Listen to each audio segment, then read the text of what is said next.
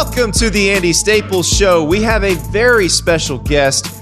You saw him on College Game Day last year. You saw him winning a game that got put together in 72 hours. Jamey Chadwell from Coastal Carolina. He's already done with spring practice. That's how ahead of the curve Jamey Chadwell is. The rest of you are planning your spring practices. He's done. So Coach, how was spring practice? You know what? It was a little colder than normal, but it was actually pretty good. You know, we do go early typically. I went a lot earlier this year because I was our university pushed our spring break back, and I was worried that once we got to spring break, they might not bring our players back, and so I wanted to make sure we could get that spring in again, and I thought it was beneficial for us last year, and also get our lifting in. So, but it's been good, and we're enjoying the nice weather now. You know, we don't have to practice, and I think our coaches are getting their golf games going. Hey, well, you got old players. There's not a lot of teaching that has to be done. So basically, you guys lost 2 players to the NFL, and just about everybody else, because they were allowed to come back, came back. So how veteran a team are we talking about here? Well, you know, on paper, we're going to have 20 or 22 starters back, and the majority of those will be juniors or higher, obviously with the super seniors. So we are bringing back a lot of people that have played a lot of football. And the thing that I'm excited about is that, but I do think our younger players, the ones that are freshmen, redshirt freshmen, sophomores, there's a lot of talent there that I think will have opportunities to let that shine through this year. And that during spring, that's really what we did, is try to see who was going to be able to help us fill some needs here or there, be a change up, whatever it may be. I'm excited about their development, what they're doing. Well, speaking of young players, I was scrolling through Twitter right before we got started and saw a couple guys saying that they'd recently gotten offers from you guys. I'm curious obviously you still can't bring people to campus for recruiting, but you got this huge bump in notoriety. I mean, people who had never seen Coastal Carolina play football before either saw you guys beat Kansas last year, or they watched the Louisiana game in prime time, or they watched the BYU game or saw you on game day. How many doors does that open when you're either calling a high school coach or calling a recruit and saying, hey, we'd like you to consider us? It's been tremendous. You know, during the season, most of our 20 class or 21 class was done, you know, for the most part. And so you didn't really see a bump there. But now with the 22s, our name recognition gets us in the door. There for a long time, you'd have to explain where you're at and what conference, all those things. And not only for us, but I think our Sun Belt, I think the conference really took a step up as well last year from just a national recognition. And it's fun to be a part of, because, you work hard in recruiting and you're trying to get the very best players and fit. And now because of being more recognized, that it makes it easier to get in there. Doesn't make it any easier to get them still, Right. But at least we're in it now. You always felt like you were always behind because you had to try to explain who you were. And now that name recognition is such where, hey, oh yeah, I saw you. They can share. I had a quarterback that we love who is a really good player. He's like, hey, Coach, I watched every game y'all played last year. Wow. That doesn't happen, and so and that's more than just him have said that, and so that's been big for us, and as we continue to try to develop our program. So you've been at a bunch of places where you've had to explain, hey, here's who we are. North Greenville. I don't think there's a lot of people outside the state of South Carolina that know where that is. Charleston Southern. Tigerville. That's Tigerville. right.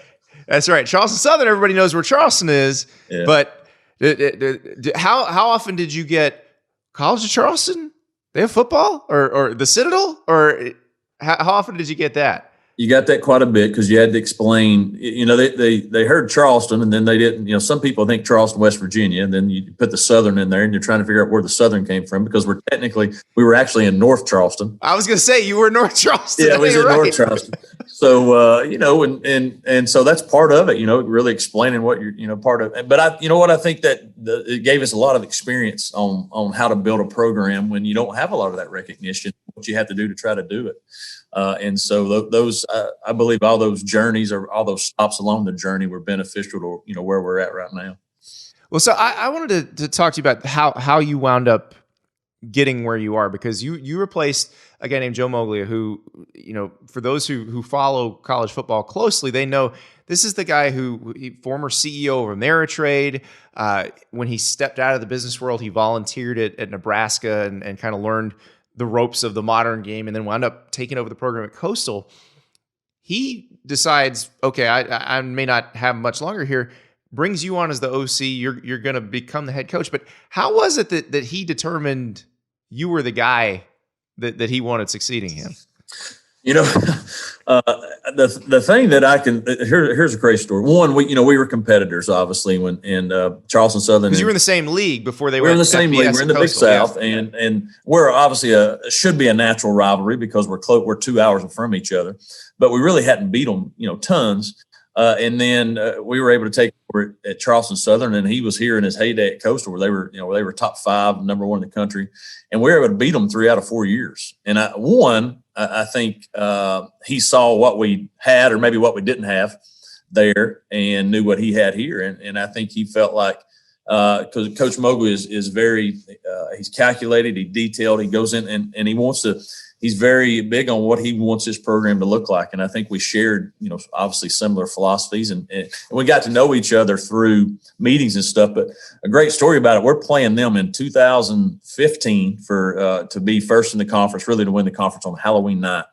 I remember vividly, we're having visitors, recruits come the day of the game. And at Charleston Southern, we didn't have a building for them to sit in. So they're sitting in the stands. Well, lo and behold, Coach Moglia is in the stands with the recruits above, just listening to our whole recruiting pitch.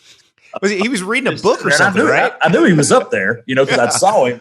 And I told one of our coaches, I said, should I ask him to leave or what? And I didn't. And he sat there and listened to it. And he jokes with me today. He goes, hey, I was going to ask a question and say, hey, this is the place y'all need to come except Coastal Carolina. That's what he said. That was the joke he was going to use. But he sat in there and he's been, tremendous. And I think he, valued what we did there and fortunate enough for him to, believe in us enough to say, hey, I want you to be a part of this and learn from him, which I did, and try to carry on the legacy that he left. I'm glad you didn't throw him out. It could have been completely different. I could have. Hey, what are you doing here? Get out. So thankfully, I had to comment. Because typically sometimes you got the opposing coach over there, but it was But if now knowing him a lot more and who he was, then I knew him, but not as well as I do now. That's exactly him. He tries to find before games. He tries to find a spot to go read a book and do some different things of this nature, just to try to get his mind off of game for a little while until it. So it was that was an interesting day for sure. And our coaches were poking me and saying, hey, should we do this? Should you tell him? Let's just roll with it. So you've got this offense, and we had a really detailed breakdown of the offense at the Athletic this week, explaining, how you guys have succeeded and what you guys do. But this is the interesting thing I always get, because when I bring up the option to anybody, it's one of two things. Football guys love the option just because they know how hard it is to stop.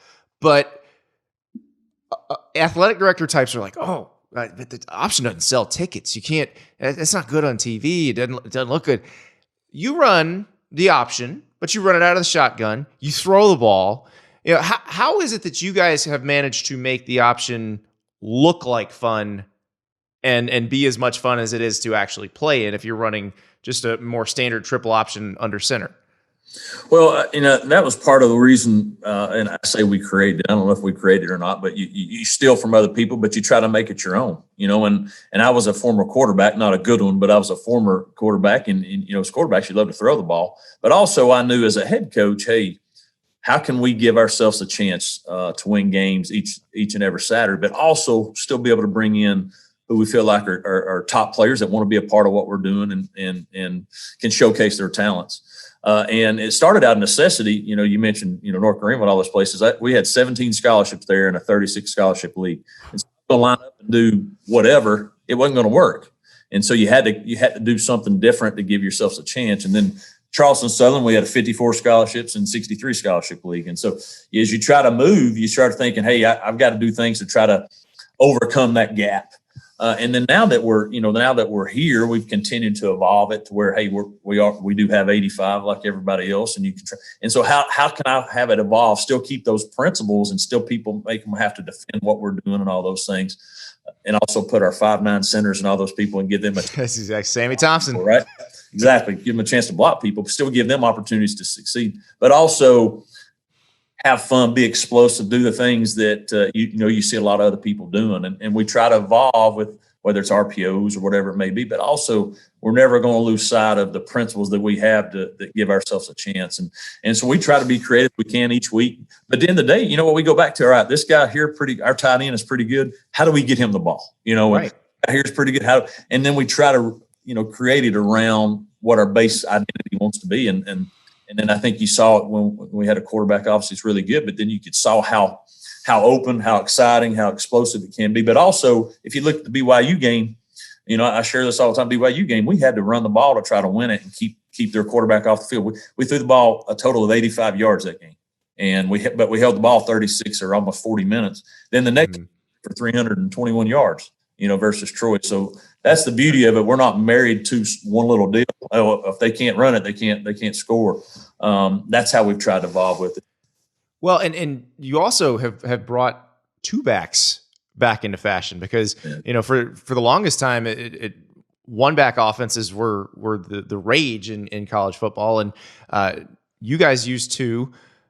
I would imagine that gives you a lot more versatility. One thing I learned reading that story that we had on the offense is, defenses can't set based on where your back's lined up, because you could be running in either direction and you don't have to do a lot of motion to get into that. That is correct. We do use typically more two back than most people. I don't know if anybody, maybe Wisconsin, running their power. Yeah. Things, some of the people that still do that. Your two backs are a little bit different. Ours is a little bit different. We're not downhill. But and the thing about that is too, and that's sometimes what started out with this necessity as well, because when you're as a recruit, when you first hear, well, their option, receivers like, I ain't going there, right? But running backs are saying, let's go. And so what you can do is you try to create it based off of that. Hey, we can get some really good running backs that can catch the ball out of the backfield, et cetera. Like our running back that just left, the last 2 years, he's had over 60 plus catches and almost 700 yards just out of the backfield with his rush. So we try to be creative with those guys and get them in space. But if we can base out of that defense, as you mentioned, which way they run them, we can't set our blitzes based off of which side the back, et cetera. And that's what a lot of people do, where your back is. And again, that we feel like, does that slow the defense down? Does it make them think a little bit? If it does, then that gives us an opportunity to, hopefully have an advantage in certain situations because of the scheme that we do and what they have to try to defend out of it, instead of, hey, we're in one back zone this way, or it's, power or counter the other way. That's how we try to do it, to give ourselves a chance each week. Well, and you can use different quarterbacks in this system. It's not like a pure triple option system where your quarterback really is also a running back. Yeah. Grayson McCall is one who you didn't initially. It didn't sound like you planned to start him going to spring last year. You had some older guys too, but he sort of rose to the top. And just how much did he allow you guys to open things up and do different things? Well, he allowed us to open up tremendously, because as a play caller, coordinator wise, you're only calling plays you're comfortable that guy's going to execute. And if you feel like, man, he can't do certain things, then it limits you. Maybe you don't try the big plays because, hey, he's not going to make the right decision, et cetera. And having spring last year allowed Grayson to get some good reps and let us see, hey, he's got a chance. And then but it wasn't anything where he was unbelievable that spring. And then, he missed a lot of the summer because of being in quarantine. And then once we got into fall camp, he got an extra opportunity because one of our players got hurt a little bit. One of our quarterbacks got hurt, and he took off. I mean, his preparation, his desire to be the starter and be dedicated to it, doing those little things. He studied more during the summer, during the pandemic, from March when we left to when we got back here in July. He studied more than all the other quarterbacks combined, based off of how you can monitor all that. And he was just detailed about what he wanted to become. And then once he got there, you're like, all right, we're going to have to not let the range slowly let the reins off of him. But after about week 2 or 3, I was like, holy cow. I mean, he can do some things. And so let's go see what he can do. And because one, maybe he is going to make some mistakes. And he didn't make many, truthfully. But even if he did, you felt like he's the type, like if he did something wrong, very next play, you don't even know it. Like he's just out there. It never bothered him. And I think that's an unbelievable quality of a quarterback is he had such a short memory. If he made a bad mistake, it didn't upset him. He didn't this or that. He just went out and did the next one. And if you go back and look, we did this. Any turnover he had, the very next series we went and either scored. Wow. Now we only had 6 turnovers, but we went and scored or did something every time we had that, which was ultimately impressive. How did he handle the situation like the BYU game where, you're telling him early in the week, hey, we're probably not throwing a whole bunch and we need to hold the ball. How does he handle that because quarterbacks want to throw? They do, but he's great on that no matter what the situation, because he knows, the thing that he knew we trust him. Hey, and the thing he wants to do, he wants to win. And I think that's what the quality that he has there is that, hey, he's going to do whatever. If he has to run the ball, we're not trying to run him much, but if he has to go try to do it, he'll do it. He wants the ball in his hands, but he trusts his team and trusts the people around. This is what we're going to have to do to try to make it play, to try to win the game, but also then it helped, then as I said, the next week we had to put it in his hands because we needed to score some more points, and he's out there and we have to throw for a lot. But he's selfless from that standpoint. He wants to win. He'll do whatever he can to win. And I think our team, that's the personality they have as well. They know, hey, what we got to do to win the game. And you can see in different games, like one game, I think we rushed for 400 yards versus one of our opponents, and maybe we threw for 200, but they know we're trying to do what gives us the chance to go win and execute. Let's go back to that Troy game because that was one where they score with about a minute or maybe it was less than a minute to go when they scored. It was it was a minute, and I think it was a minute and 10 seconds or something. Yeah. And so you're putting your offense back on the field. How confident are you in that group in that moment? To be honest with you, 100% confident we were going to have a chance to go down and score. And the reason why, and I mentioned, he had a turnover. He had a turnover the series before, and they well, there you go. That's made a bad decision, terrible decision, and tried to force something, and they got it and they score. And so, I knew he'd go out and be locked in to, make a play and do it. Now, did I think we might score a touchdown? No, I was like, hey, we're down 3. We got a minute and something left. I think we had one timeout maybe. And so you almost scored too fast. Yeah, almost. And so I was like, we're going to have time to at least get down there and hopefully tie it to try to get to overtime. We scored in 4 plays. We had the ball on the 25-yard line because they kicked it off. We fair catched it or whatever it was. Slant for like 20. Another pass, get the ball out of bounds for like 7. He rushes one for 5. Those something else, and then it's touchdown. This like quick, and you're just sitting there. I mean, I was like, holy crap! I mean, yeah, simple. But he just, like he was 4 for 4 on the drive with one rush. It was unbelievable, and just precision, and he didn't get touched, and it looked like we were one of these spread teams that threw it 60 times a game, right? And we actually hired one of the analysts from Troy, and obviously actually 2 of them, and they both are like when we scored there with a minute something to go, we're like, this is over. Y'all are an option team. Y'all are not going to go down the field. And he said our mouths were just like, what in the world's going on? And so, but that's the beauty of having somebody that's not a runner, that's actually athletic enough to do some of the run, because you feel like you can do what you need to do to win the game. And that game we had to throw it quite a bit, and I think he showed up and played well. So let's talk about the game where you did run it, and not necessarily the BYU game itself, which was fantastic and ended on a play that reminded me of the Super Bowl where the Rams tackled Kevin Dyson right at the goal line too. But that week, when that gets put, like, when do you first find out, hey, this might, because you were supposed to play Liberty that week, right? Mm-hmm. And you find out you've lost that game. When does the possibility of a BYU game come into play? Well, we're practicing Wednesday, and I get off for Liberty, and we get off the practice on Wednesday. Said, hey, are we playing BYU? And I'm like, no, not that I know of. I said, Liberty's supposed to be coming down here. Now, we'd heard rumors that they might have had, COVID and all that, but nothing. Because I kept asking our AD, he's like, no, we're playing. And so I call him, and he said, well, there might be a shot. We're going to see what happens. I was like, oh. And so he said, they're supposed to let us know something tomorrow. So we told our GAs and stuff, just, hey, start getting some video just in case and start at least breaking some of it down. Well, Thursday morning we come in and, you're trying to plan for your Thursday. And then he calls me, he says, hey, they're making an announcement at 9:30 that Liberty's out and BYU's in. And so we found out basically about 8:30, 9 o'clock that morning. And then it was and so what we did, you're full board trying to just get a base game plan together for them. And we still had to practice. It's not like we could push practice back too late, and we'd already practiced 3 days in your right and all that stuff. Your so game plan's in. You already done your physical work. And so what we did is we basically figured, all right, this is who they are defensively. And we basically tried to take other game plans that they were similar to. Hey, they played a certain look. And, hey, this team did that to us. And we just tried to cut and paste those plays that we'd done before. And Thursday was basically a walkthrough and introduction. Friday, we practiced. It wasn't in pads or anything, but we actually, all right, here's what we're trying to do. Here's how we're going to attack third down, or maybe what it is, because that's really what you were trying to figure out, is what are they going to do to you on third down and certain things from that standpoint.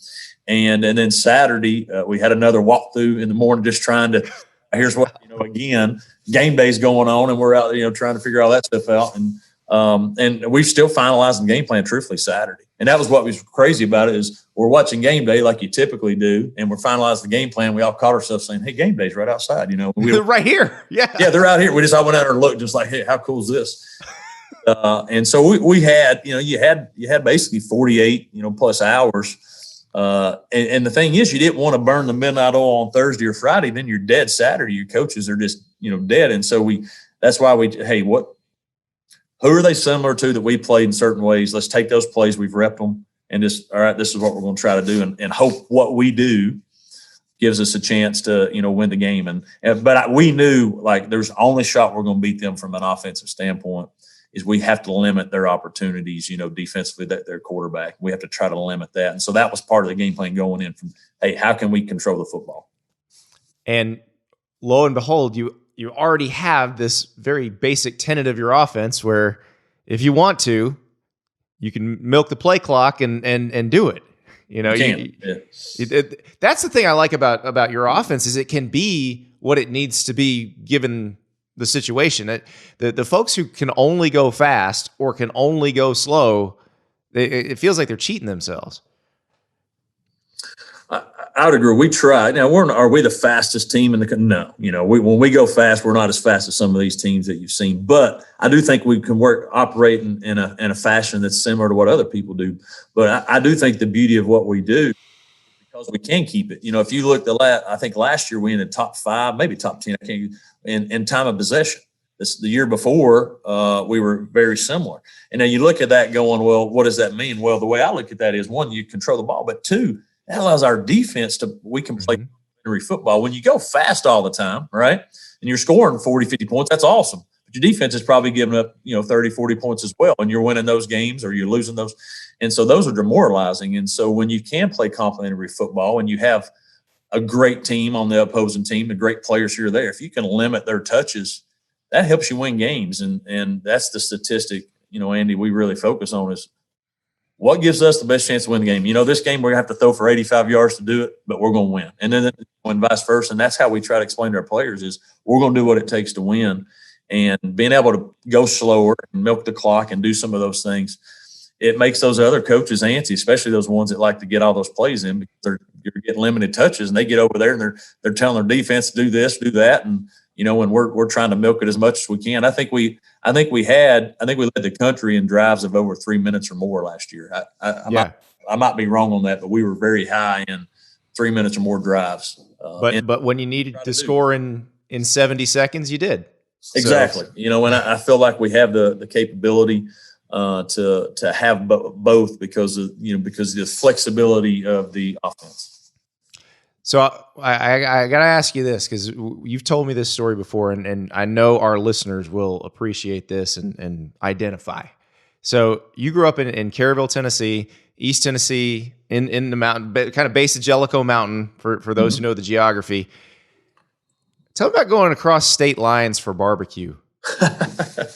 Well, it was barbecue and lottery tickets at that time frame. Well, exactly. That's right. So you have to know why we went ultimately. And so, because Tennessee didn't have a state lottery at that time frame, and I'm talking early '90s and yep. And so, but when the lottery got pretty good size, then you started thinking, hey, we're going to win. You start dreaming. And yeah, absolutely. So we were going to make the trip, but then in Corbin, Kentucky, there was a Sonny's barbecue, and that sweet sauce. That Sonny sweet sauce calls your name, and then it was all you could eat, right? All you can eat it. Yep. You wanted. It was the pork at that time frame, and so our family trips, during the '90s there, especially after I went to college. When I went to college, one of my teammates was from Santa Fe, Alachua County down there, and he knew Sonny personally, and he'd bring all this Sonny. This is Sonny Tillman, the founder of Sonny's Barbecue. And Sonny's gets a bad name, gets a bad rap because Chain Barbecue has a bad rap. But Sonny's is from Gainesville, Florida. And yes, this is one of those where the all-you-can-eat pork, when I was in college, that's where we would hit there every Sunday night. Mm-hmm. Or I'm sorry, Sunday was chicken. Sunday was chicken. So we got the chicken on Sunday nights. Pork was either Monday or Tuesday. And we do that. And it was on Saturday. In Corbin, it was on Saturdays because that's okay. Yeah. Well, we had a contest when I was in college. I was the dining critic at the student newspaper. Now I didn't really do a lot of fine dining because I was broke. So I challenged the readers. I said, "Does anybody want to see if they can eat more Sonny's than me?" And so this guy named Morgan, who had just finished a 2-year hitch in the Army, goes, "I can," and I was like, "Yeah, right, whatever. You're kind of about my size. I'm not intimidated." And so we meet up, and we got 8 other people with us, and they all order all you can eat, but they're done after 2 or 3 plates. Me and Morgan are just going.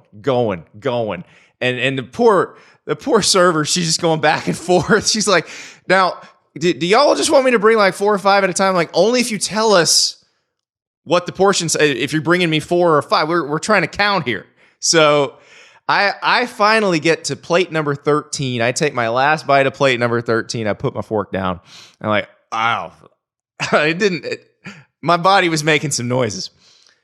And this guy, Morgan, has just finished his 15th plate.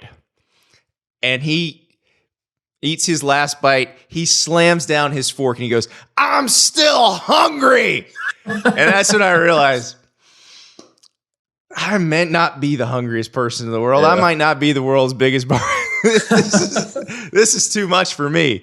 But yeah, the sweet sauce with the yellow cap was always the one we went for. And then they moved one into Tennessee, and it didn't make it. I guess people in Tennessee to have too much of a fine dining. They want their own barbecue. They do. But it was some of my greatest memories from college teammates and everybody coming to my house, and we'd go there. It was some of the best memories we've had of having Sonny's trips to Corbin, Kentucky. And I hadn't eaten one in a long, long time, but every time I see a sign for one, especially down in Florida, you see one, it brings a smile to my face. In fact, I might need to go get me some sweet sauce. There you go. Well, and we'll put some scratchers on it too. That's the thing. You get some lotto tickets and sweet sauce, and it's a great day. Take you right back. That's a date. That's a date night. So that's exactly right. Well, Coach, it has been a pleasure. Thank you so much, and enjoy the being done with spring practice and getting ready for 2021 while everybody else is still catching up. Yeah, I appreciate the opportunity today. Thank you. All right, thanks, Coach.